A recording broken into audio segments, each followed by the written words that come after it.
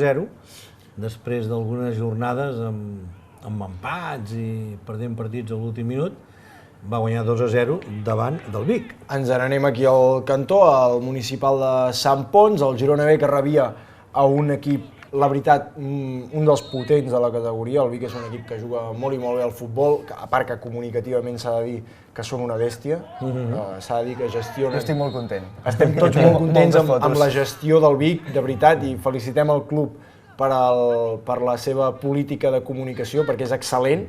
A partir d'aquí passem ara sí al futbol, al conjunt de Javi García, que bé, al final la tònica de la temporada era sempre la mateixa. Era un equip que combinava, era un equip que tenia una proposta atractiva, que generava moltes ocasions al llarg del partit, però que finalment la pilota no aconseguia, no trobava la fórmula per tal de definir.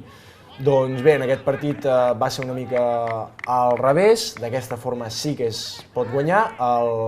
Tot s'ha de dir que també a la primera part poques ocasions en general dels dos conjunts, encara que les poques que hi va haver-hi van ser bastant clares.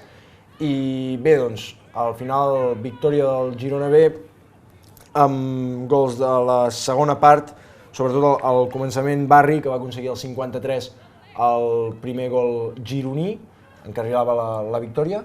En aquest partit li va anar bé al Girona, que el Vic també és un equip que proposa futbol, que no ho destrueix tot, que és el problema que es troba durant el llarg dels partits.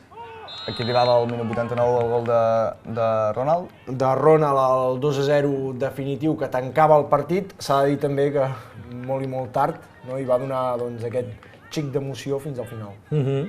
Doncs